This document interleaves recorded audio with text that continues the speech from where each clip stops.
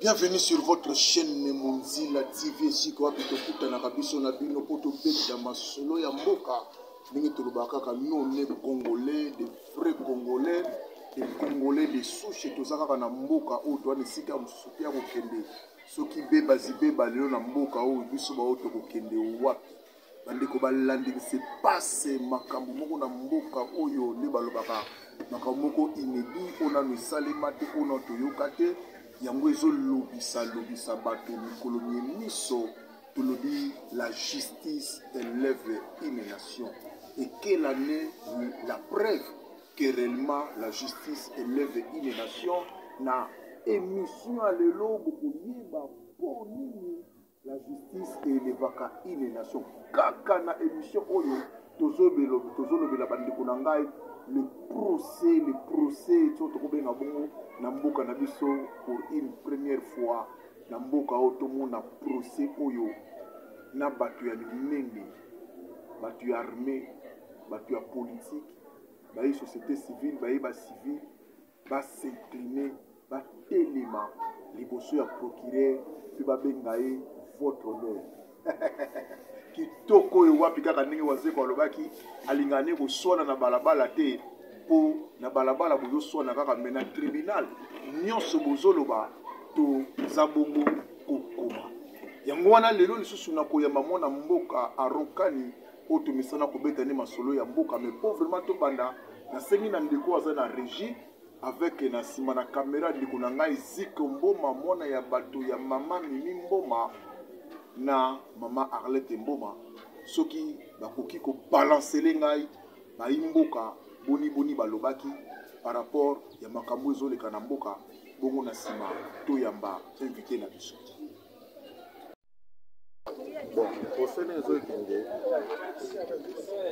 Procès on est na omona que ça évolue quand même bien. Mais le problème est qu'il faut amener Tina Souka et Souka na caméra était. Procès faut qu'il y ait Tina batu basala kana gouvernement Chibala. Tina batu basala kana gouvernement Matata. Il faut ékende. Si même au-delà même ya wana Congo a besoin ya mbongo. Mbongo à partir de la justice ce que zali malamu. À partir de la justice ce que zotambola malamu, gouvernement a récupérer ba bien mieux surtout batona nyonso ba yiba. Personne n'a rien dit quand le procès est abouti. Les alatés qui étaient comme un moment donné, les Katani, je suis maintenant besoin de me dire des malades montés. Tony, justice qui est dans sous. Bon, c'est Peli, et le grand journaliste Servier Gauthier vient dans le quartier. On va venir dans le quartier, n'est pas forcément politique. Je suis membre de l'UDPS. Et là, dans le basage, jusqu'à le procès où il y a 100 jours s'est déroulé, vraiment, même le peuple en général, tout ça peut être un et tika ça les maintient la République démocratique du Congo. Tout le monde a un procès boy. Tout le monde a Mokonza Mboka a signé audit et c'est un procès il y a 100 jours. Or, le procès wana est en vol pour Nabiso. Mais tout le monde qui est en présence wana balinka Mokonza Mboka a réussi mission na été. Tout le monde a détournement en cascade dans la présidence. Mais le groupe c'est au CPLI, tout le monde a transparence. Et le groupe c'est au CPLI, tout le monde justice est comme indépendante. Justice est envolement au coup de l'Ibanda, comme apprécié. Imaginez-vous même le français. Oyoba lingakutu Mokonza Mboka te nakobamo bien le français oba lingakutu du chef d'état te ba PC cote il y a 85% pour le pouvoir judiciaire et vraiment na nzela yanga sepek na moni ba excellence ba ministre ya enseignement supérieur, ministre ya des affaires foncières, commandant de la garde républicaine, gouverneur ya banque centrale donc ba au cadre au couteau etika ko salimenter même na Zaïre. Mais tout le monde n'attend ya Fachi Béton. La petite coup de chapeau pas Mokonza Mboka. Et ça déjà pas ya bien. La petite coup de chapeau et pas bah Zus Nabiso Moussé Zabongo. Mais na aussi na bango. Pas c'est imité quand sans jouter. Pas zone à perdre dans le passé. Il faut fouiner dans le passé. Affaire Boukangalonze Zawana. Il faut fouiner dans le passé, dossier Chebeya. oui nayebi ke bazuzi bapa na boulot ya makasi boulot eza makasi mais les gens n'aiment pas longonya na bango nyonso. Merci. Bon, on a pensé quand même que justice est comme le salam salam. Babilo comme on bando le kanambo kana biso to comme ko na zamba. Mutu nyonso za na droit kusali loko lingi, mutu nyonso za na droit ko iba ningi lingi. Mais quand même il rassure biso ba congolais que quand même à la longue na ningi makabozo kende ça va. To moni lelo gouverneur à banque asambi. To moni général asambi. To moni directeur à cabinet asambi. Et puis ba juge baza libre baza ba mettre ba juge quoi baza libre baza calme baza poser ba question ndenge sengeli mais quand même il rassurer biso na makambo ebele pona procès. Donc selon ngai na sengi même juste la bato baza libanda na ba baza awa ba pesa justice congolais confiance que état de droit yango to bandoluka yango ekomi De retour sur notre plateau, il y a Munzila TV, la patronne, Maman Sylvie, Munzila Mbote, na Pesio Mbote Siko Zali, Kasikulutu ya bato, Toleki ya bato, Ndenge Tozolo Bakaka, ya Blaise Munzila, Siko Watazana Djobour, et Lambande et Lamba, Topesipe Mbote na Sylvain, Biso Tobenga Kae, Noko Silva. Bandeko déjà na plateau Nangai avec Ndeko. Aron Kani, bonjour. Bonjour papa journaliste. Attaque au balobi mikolo yo moi ba mesure barrière tout ça la boboni to misala na kopesa mbote likamute. Papa Aron Kani na yambio na émission na ngani lo par rapport ya actualité kaka mingi zolo mama. Lelo ozomona kozamboka kaka ninga lobaki état de droit. Mais l'état de droit ko s'appuyer toi ko vanda mingi na o ba bengi justice. Mais balobi la justice est l'œuvre d'une nation. Nous avons la justice et les nation l'indicale. Ce qui nous a expliqué, justice et ça pour élever une nation. Merci beaucoup, papa journaliste. Papa Gauthier, justice élève une nation. Cela veut dire quoi? Nous n'est pas ibeko ezapé et tosani. N'est pas iboigna. Ordre ezali.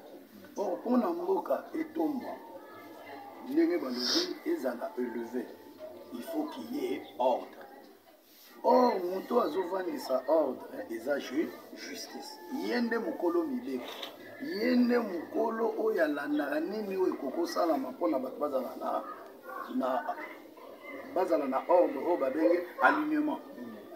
C'est ça soki tovandisi yango nde socle yango nde fondation yango nde base na masolo nyonso bakokosala parce que mission ya baoyo bazokamba mboka eza ya kosunga baye mboka na bozaleli na bango mpe na lolenge na bango ya kovivre tokovivre lokola na zamba te il faut tovivre pai bibeko ezali mpe etosani yango nde mosala bapesa na justice aza lokola centenaire. Là où il y a sentinelle, il y a nani a koko kota, nani a koko bima. Ils ont dit que non, nous sommes beaucoup de air à l'ennemi. Parce que nous avons dit que nous sommes beaucoup de nzambe. Parce que l'îlobo lobby est outil na Bible. Oh, il dit que c'est que la justice élève une nation. Parce que la justice a liboso, est outil na bonzambe. Surtout zone na jardin de bain. Nzambe muto a liboso, procureur a liboso. Muto a chaka mibeko. Na jardin d'Eden c'est un nzambe oyo simba oyo osimba te ne place de justice c'est là où est né le droit banana nous na jardin d'Eden awa bo simba t'as déjà mibeko et puis tout le monde mbano oyo pesa bagi na par rapport ya koboya kotosa mibeko. Donc c'est la soki to la dit oyo nzamba lobi to tche yango na misala omona mboka kotomba. Mais na kolanda malamu na kolanda ba déclaration à certains ba imboka ba politique na moni par exemple le président de l'Assemblée nationale a dit sommes-nous dans une république de juges ou avec dans une république de juges? Nous ne sommes pas dans une république de juges. Donc c'est-à-dire que et puis Nathalie Ndeko Neni Milanya a lobby nous ne voulons pas nommer kaka procureur général Sikapri constitutionnel. Alors nous ne voulons pas d'une justice de vengeance. Apparemment, les politiques baye basalaka mibeko bango moko bakomi kobanga justice eloko nini ezosala lelo quelque part na baye mpenza basengeli kolakisa biso lolenge ya kotosa mibeko bango moko bakomi kobanga justice solo papa balobaka okokokosa makanisi na yo te tomesanaka na mboka oyo ezalaki mibeko baza kotosanga te soki okomi na pouvoir oza na parcelle ya pouvoir oza na responsabilité moko ya leta mpo na yo okomi komisala justice yo kokokanga me yo bakokokanga yo te parceke balobi oyo abangaka se parceke ayebi ke aza na mbeba république ya solo eza république ya juge cela veut dire quoi juge eza moto aza juste donc soki aye ata bakoseli yo likambo ye akotala likambo wana na bwania nyonso mpo na atya eloko na eloko na esika mais soki mama Janine Mabunda oyo azali présidente ya assemblée nationale alobi ke no ye alingi te juge azala donc par là azolinga te justice ekota eza genre bato bazobundisa mboka mpona mboka etombwama te parce que il fallaki ye asepela abi voilà cette fois-ci jamais nakoko kosala makambo oyo ezowuta oyo na kutu parce que juge moko atelemeli akozongisa nga na nzela parce que justice euti na juge tout ce qui est droit tout ce qui est juste il faut qu'il y ait quelqu'un oyo azozongisa bato na justice na droiture mais eloko mama alobi ye moko ayebi pourquoi alobi yango mais mpo na bayi mboko baza na bwania bayebi ke soki république ekomi ya bajuge ordre ekokota donc oyo ozosoutenir ke république eza république ya bajuge oui parce qu'il y a un pouvoir judiciaire mais par rapport kaka na koyoka ye ndenge alobaki ya moni batouche article 151 je pense pour que assemblée nationale ya koma likolo ya magistrature bango nde bakoma kopona bamagistrat bango nde bakoma konome bango likambo wana par rapport ya séparation ya pouvoir est ce que c'est vraiment faisable te bomoni azala no député bango nde moto basalaka mpe bango nde bakela mibeko te aza libre ya kokanisa mais makanisi na ye par rapport ya réalité soki lelo na kati ya institution ye aza mokonzi eza institution ya bayi politique or justice eza apolitique siko eri azolobaki bango parce que baa majorité baye politique baa majorité soki babimisi moto par rapport à majorité moto wana komi moto na bango na kati ya institution na bango eza institution politique parce que eri basalaka mibeko eza impersonnel ocomprendre mais kopona bazuzi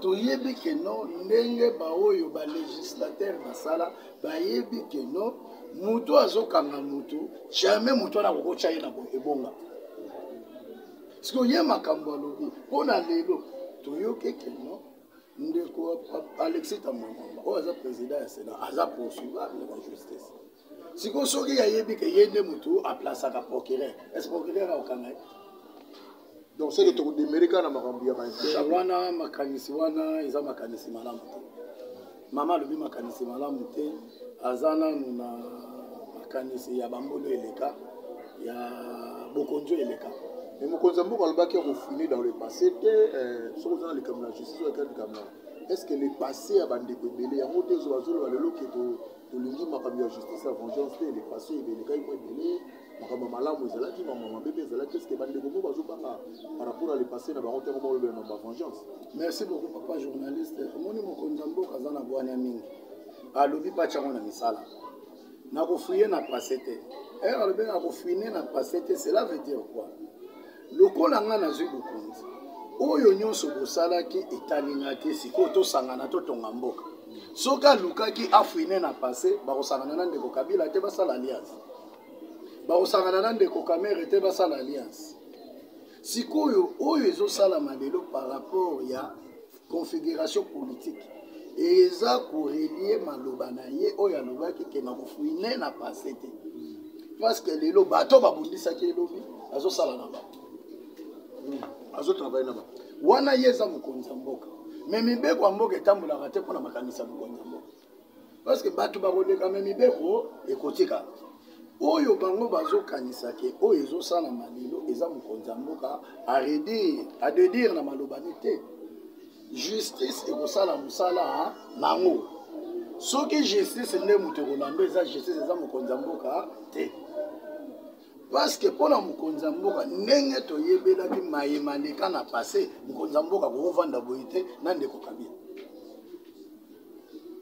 Mais moi nous pesa le entre FCC na cache to moni ba na ni ministre kapo otokota mba procès longoli ndeko Kabila nous omona ndenge nini par rapport à coalition wana avenir na opona yo nous omona ndenge en fait coalition ezali lisanga ya bato na kati ya coalition bato ya makanisi malamu baza ya makanisi mabe pe baza mais coalition basali yango mpona baindividu te basali yango na biti mpona mboka ekendeli liboso. Donc c'est ça, il faut te que non, boussole dans la coalition des nous tous nous devons travailler pour l'avancement du pays. C'est ça l'objectif de la coalition. Mais dans la coalition, il y a des humains. Lelo, dans le Cambolobi, il y a des Kaboul. Au monde, jamais batu bakoko tambola nzela moko so bayokani te. Er possible sangani. Okomi ba homme d'état. Na mambo eleki ya ndeko Kaboul. Ngana zolo bake soke komi boye quelque part ndeko Kabunda na part la responsabilité parce que lelo na ndenge tozoyoka na ndenge bayimboka bazokanisa likambo ememi ndeko Kabunda ba déchoirie euti na FCCT likambo wana euti pa ndeko Mamba aza opposant aza en opposition non mais bato so aso il a été seulement utilisé mais c'est ça la politique. Politique, on ne se fait pas de cadeaux. Se donne des coups bas. Oui, c'est ça, c'est des bonnes guerres. Ce sont des stratégies politiques. Si l'adversaire a utilisé Moutoumoussous, il faut répondre. Il faut utiliser Moutoumoussous. C'est ça. Et tout ça, la politique, politique, il y a pas kanisa te lelo papa to kanisa, papa journaliste. Yo kanisa en 2023. FCC et Kodukaka va continuer dans le Félix. Et ben on peut pas chaque candidat. Parce que basali parti politique, basali ba rassemblement wana, basali ba plateforme na bango pour conquérir le pouvoir. Dans l'instant, batala rabe intérêt. Soki na kanga mina ndeko Félix parce que azana pouvoir to kabula pouvoir. Mais lobby, nga pe na lobby bisambuto nanga. Na campagne ba lobake ministre ya sali ke bomo na biloko to sala meza ministre na biso.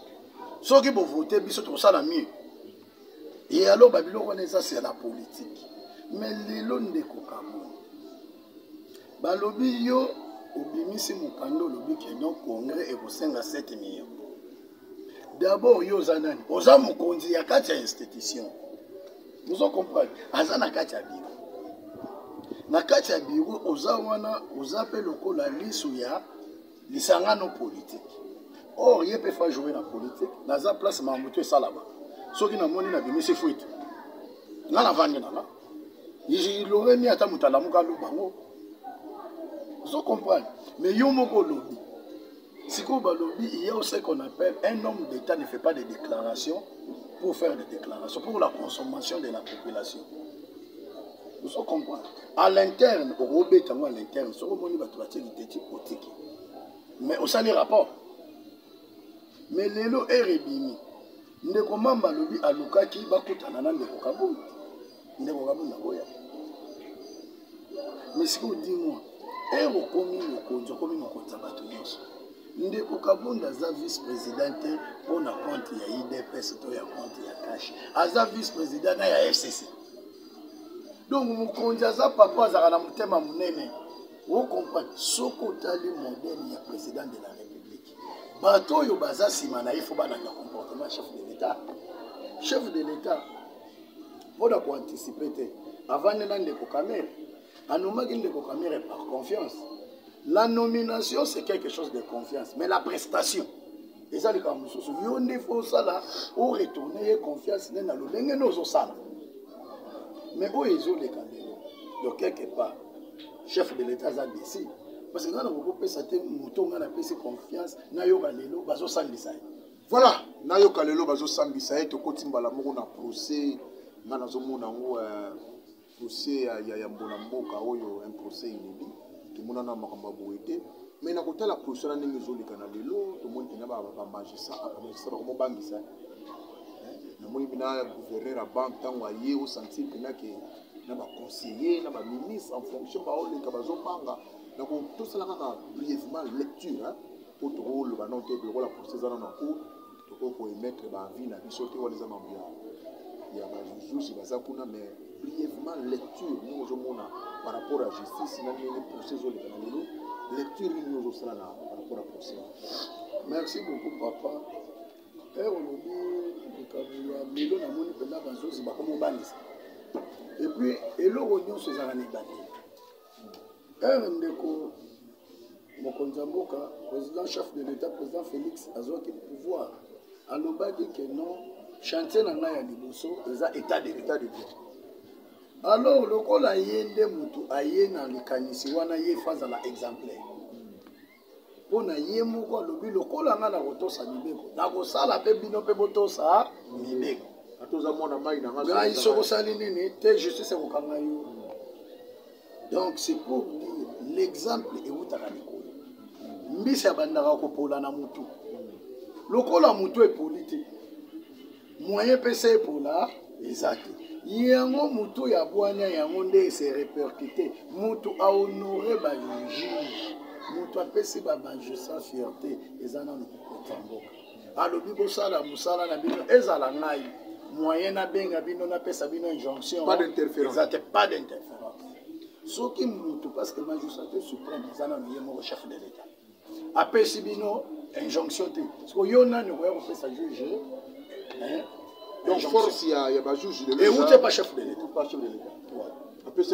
pour nous mon force et où t'es pas chef de l'état yo moko lobi banda Congo ezala Congo nanu tomona bato ba défilé te comme ba témoin na procès au mona gouverneur aba o bato nyonso babanga ngeye mutasimbi misolo azalaka na tante azalaka toujours na musala mais aye asali journée mobimba aleki te aye sur lobi na avant 7 heures aza déjà otiki baministre badéfilé au juge alobaki avant 7 heures mutu to non azala wana donc cela veut dire que non ils ont ça la biso mais na misalaire moi akomaka 9 heures mais te ayebi que non parce que moni tokokota papa lokola tofongoli déjà mais na motuni otuni ngai na par rapport ya culture générale omoni biso toza bayimboka oyo totunaka nano procès yango bazosambisa bato mpona nini yango ndenge tona tuna déjà motuna na ngai ndenge na baboto omona makambo yango tourne autour ya contrat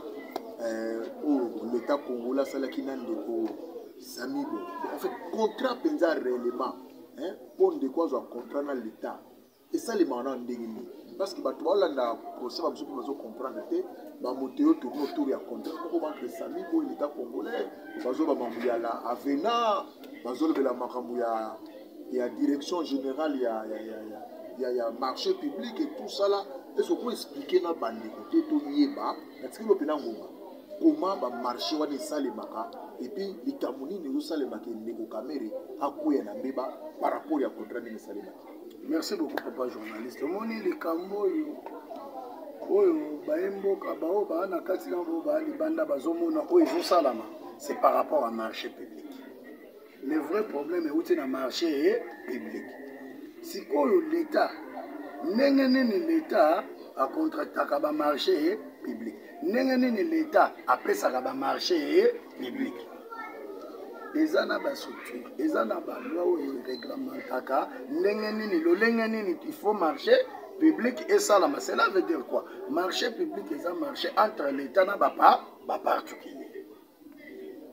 Maintenant il y a des structures ebandaka ndenge nini ebandaka nanu oyo aza na posa ya biloko ye nde moto akobelela no ke naza na posa ya biloko l'état sali oyo babengaka appel d'offre na basociété nyonso oyo esalaka mosala ya biloko nga na moposa nga l'état na posa ya mosala boye basociété wana eye epuis basociété wana ifo ezala régie ifo ezala na badocument oyo l'état azoreconnaître ye ke asalaka mosala wana eloko ya liboso identification ya société ba RCSM mikanda na ye nyonso oyo ezosalaka l'état congolais azo-autorize ye azala na mboka ne mpona mosala songolo l'état koya baverifie nano bato wana babandi osolola babike non biso mosala na biso eza boye yo biso topesi prix boye ya lobi te nga namoni ke donc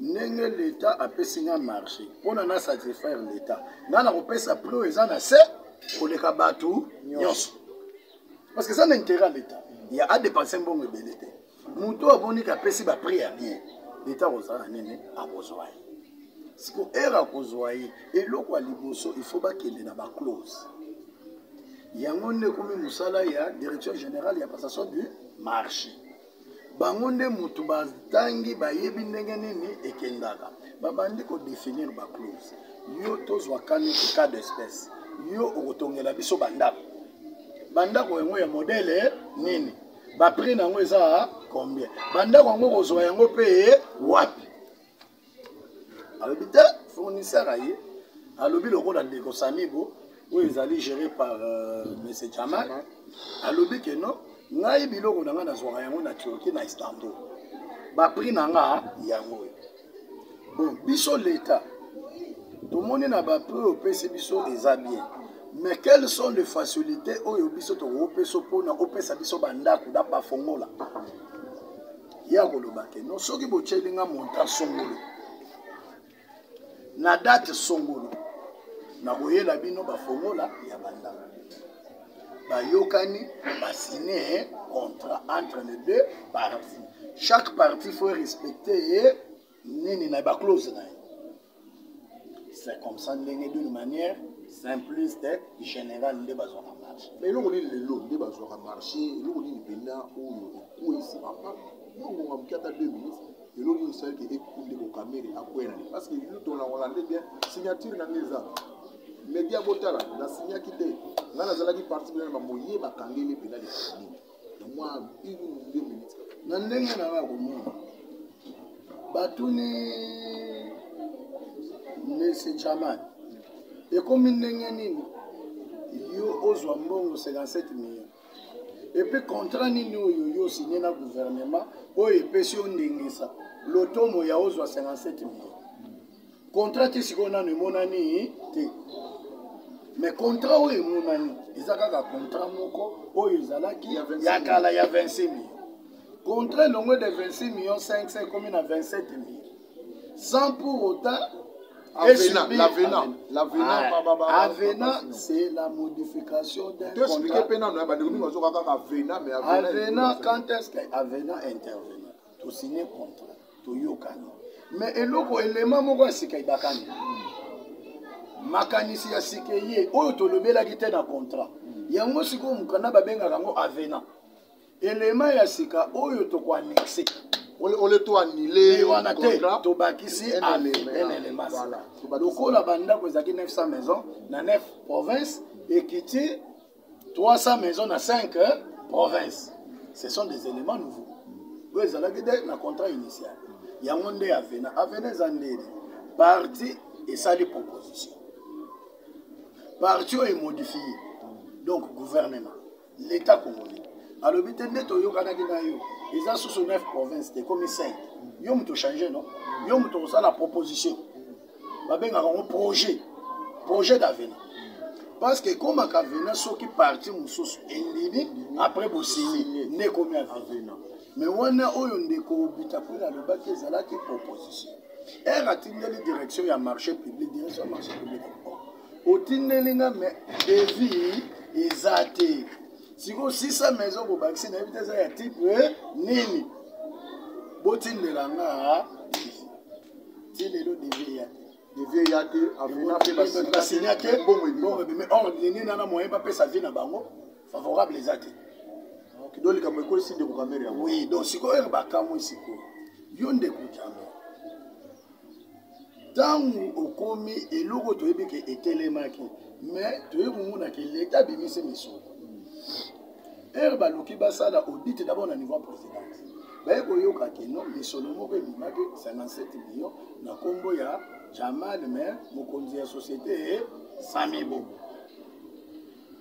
baluki babenga baresponsable oyo basalaka makambo babengi moto ya marché public aexplike nde na uti explike makambo wana esukaka na nzela ndenge ekomi na 57 millions nani abimisaka mbongo mbongo ebandaka dépense ebandaka na budget eke na finance nde asali ope banque centrale nde tomonaki biso na bino ndenge nini bato nyonso wana badefilaki bato nyonso wana bazodefile babi tozwi ordre ya directeur ya cabinet ya chef de l'état mene eloko pai nga nazomituna directeur ya cabinet alobi nano c'était une urgence or likambo kotonga ndako eza urgence te ndako ezaka urgence soki maître moko esalami to nde tolivaka bamai ekoteli bato bandako ekoti bamai bato bazolala libanda il faut une urgence mpo bakota na ndako mais basoda batonga na bandako baka déjà na bandako donc eza d'abord urgence te mais soki eza urgence ndeko bitakwira ntango basalaka contrat azalaka ministre mais résidence na nzela ya ndeko directeur ya cabinet akomelaka premier ministre quoique Tchibana azalaka sortant c'est le premier ministre oyo akomeli ministre na ye mais likambo nazokamwa ndeko Kamere akomeli ministre ya finance sans lekela na premier ministre mbongo mpe bimi sans que ministre a budget ayeba mbongo se misika baye na document ba régulariser non papa lelo tosentir mpenza ke état de droit ezali joki eza kitoko etali yango na nyonso wana bazali lokola mwasi moko boye ya kitoko me alataki ka voile balata voile ya mwindo bato bamoneka atina de ta balongoli soka kitoko boye sikoyo quelle légèreté ere batuni ndeko Kamere ozoyeba jamais alobi ayebi ye te mais moto oyebi te yo ozopesa ordre mbongo ebima mais kote mbongo ekende oyebi te otuni te mais ozoyebisa bato bourgente azwi te oyebi te donc yo problème kaka mbongo ebimaki yebisanga maître ya télévision eza monga tokomi déjà koshite na émission na biso mais question moyelinga mokonzi ya mboka alobaki na biso alaliki bamboka ebele ebele bato apoto bayebi bayi mboka mpe bayebi bato baa na afrique napesi déjà mbote na oyo ya ngai ndeko nabengaka mingi maseur kieto liberia Doudou Fanta Kibungo siko ozali docteur napesi mbote alobaki il va faire des millionnaires congolais mais marché ya bongo est-ce que na Congo tozana ba ingénieur te to tozana ba structure moko ya ba ingénierie te o ba ko kozwa marché wana batongi yango pe à moindre prix fallait-il vraiment opesa kaka jamal alors que mokonzi ya mboka o bazala na Kamere bazala kwa mutu moko non projet de société zali ya bango mibale ko bazala partenaire balobaki na biso ils vont faire des millionnaires congolais. Pourquoi on n'a pas donné ces marchés là au Congo? Merci beaucoup papa. Pourquoi marché wana ekomi na mbongo ebimi? Parce que na mokonzi ya mboka yebi te na baconseiller oyo baza ya mokonzi ya mboka bayebi te na yo na ngai toyebi te parce que kolandela maloba ya ministre honoraire ya budget alobaki alobi nono projet oyo eza malamu te parce que il faut toluka totonga yango awa lokola ye apesaki makanisi neti oyo olobi kolandisela likanisa mokonzi ya mboka je vais faire des millionnaires congolais toza na baingénieur oyo basilisi na IBTP toza na mabanga toza na moeno toza na kayas toza na sable toza na sima toza na banzete basalaka bandako na babambu sikoyo lokola ezalaki cope jamais kokoleka na voie normale basote ministre ya budget parce que bayebi déjà ke ya motu oyo atelemela epuis nasepelaki na mama ministre ya budget ndeko jamal aluki akutana na ayambi ye te mpo ayebi ye depuis kala ke aza na nzela ya molili mais akamwaki ekutana na directeur de cabinet akoti jamal na salle d'attaque akoti mpe alobi na ye motu wana aza serie te directeur ya cabinet bielo oni elaki soki aza serie te alobi tala baza bato oyo bayaki apres kokenda babelge tala alobi te asi azwi confiance à chef de l'état est-ce que chef d'état yambai akoyambai ndenge nini or yo moko owanganaki ke nanu oyebi ye te mais ozoyebisa ministre honoraire ke aza na confiance donc oyebi ye donc directeur ya cabinet akiti trop bas akiti trop bas vraiment question suka maître bato mingi bazoloba parce que nakoloba na ye tozolanda azobalobi géré sur instruction du chef de l'état sur ordre du chef de l'état on sait que le chef de l'état pe aza na corps oexplike bato est ce que soki mokonzi ya mboka apesi instruction to apesi ordre elingi bapeke mbala moko osala mabe lo ye mpe aza na kati ya kopo wana parce que bato mbi balobi lokwa azotanga nkombo ne boye seke ye mpe azaka na kati ya kopo wana to ye mpe po babenga ye aya kosamba. Ouais, normalement, ce n'est pas le président de la République qui gère l'administration de la présidence. N'est-ce pas? Le président de la République, Bassal, il a été résumé. Chef d'État Zaranata Mbelete, il y a 2 heures. Résumé en quelques minutes. Donc, Oyo fait ses rapports pendant 1 à 2 minutes. Par rapport à l'Ikambo, l'administration. Le chef de l'administration, c'est Kamel. Et Razoé, sa chef de l'État, sa chef d'État rapport. Dans la toile, on a posé ça. Nakutani na bato wana batsali na boye toza na posa misolo mukonza ko pesa ordre. Alors oui ça va beaucoup misolo ça la nini. Siko directeur na cabinet nda bi mécanisme. Il faut to banda na budget. Ndenge nini yo ministre directeur na cabinet bi ke babanda na budget. Waza ka mutu ya dépense. Vous comprenez? Siko au sauter budget ben ministre des finances. Parce qu'il y a des circuits. Vous comprenez? Il y a des dépenses à l'état des bandas. Obimisi déjà plus de 7. Obimisi déjà plus de 37 millions. Sans que le ministre a budget aille. Est-ce que le chef d'État vous a dit ça qui est fait? Camer Kobenga le ministre a budget. Benga ministre de finance. Voilà tout comme la sous-émission la mission mituneza ebele bandeko. Makambo kolobeze ebele memonganda. C'est le monde en 30 secondes. Ouais. Baimboka bazoloba ke non bazoyoka ndenge nini bavoka ya ndeko Kamere na Kamere azoba bolakisanga place oyo Kamere asinya mbongo parce que ndeko Kamere baza poursuivi mpona détournement ezo bakoliaka mbongo te. Ah bon? Ouais. Détournement eza mbongo oyo ebimi olongoli yango place ifo ekende otindi yango place mosusu c'est un détournement. Le même montant. Détournement zandeni muto yaza censé kozwa marché to pese marché. Donc on détourner intention na bonne foi ya mboka. Vous comprenez? Bato bazo bate yebisaka est-ce que ndeko Jamal fallait azwa marché wana? Est-ce que ndeko Jamal garantie na pesa ki na gouvernement que non? Parce que beaucoup pesa mutu 57 millions kimi. Parce que mboka ni otika na garantie ni. Et batuna ki ndeko Jamal na compte ne avant 57 millions baki azana 680 dollars. Mais vous payez 57 millions. Même pas 1 million. Même pas 1 million. Parce que garantie n'est pas là. On n'est pas une zone qui détournement. Ba eko mona. Muto ba pese marché azan neko. Ya bandeko directeur à cabinet.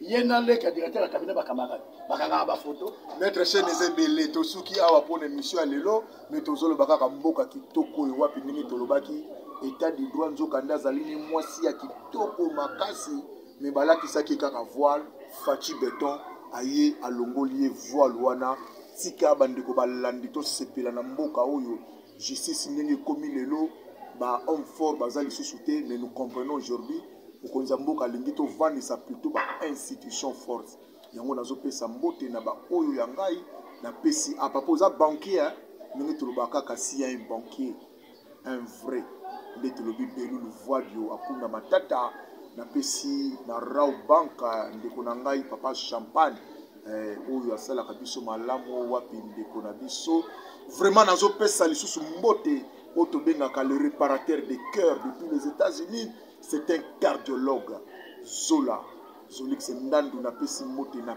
Pichu Basunga mon ami de tous les temps fidèle oyo wapi surtout dans le confinement où moi si na Ladine Baf Basunga je salue ma fille à Paris na pesi mbote ndoi ya mama na ngai Doria Marie Nazareth Kassongo et celle qui me fait du bien l'âme sœur métisse noire Claudie Lukala Ngango Kassongo.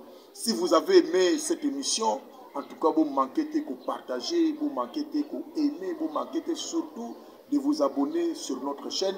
Na zomisi malobani une minute na ndeko na ngai ona mbaki lelo soko koki ko pesa ta mo le basuka et puis éventuellement ba de monsieur ba ko ngaba ya mpona ba émission na bango au YouTube des abongo le kolo le di malamu mingi ko ya mo lisusu moi numéro no contact et puis to sur sa mission. Mais merci beaucoup Baimboka nyonso tozolinga tokabula makanisi pona mboka kende ya kolobeze bele mais bino mo boyebika TV zangonga mais tozala na kimia to soutenir chef de l'état aye na makanisi ya malamu mpona mboka ekende liboso napesi bao nyonso bayebi ngai mbote napesi Chikongandu na Paris mbote napesi ba japonais napesi ye mbote na France napesi ya Jackson na France napesi awa na Lisasa napesi famille na nga mbote napesi oyo asepelisaka motema na nga mbote naboyi mitema evimba nabombi ye me napesi mama mbote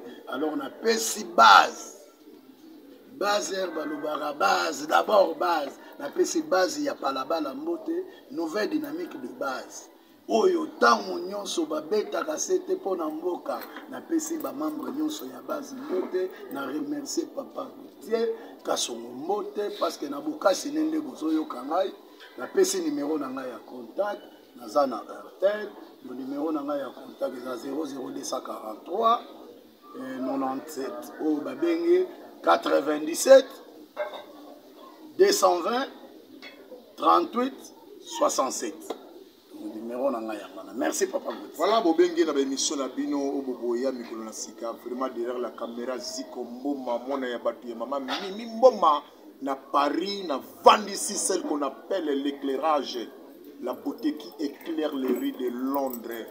Vraiment Iget Ineza, merci aussi à Shakira Gucci na Canada de Tokutani au prochain check.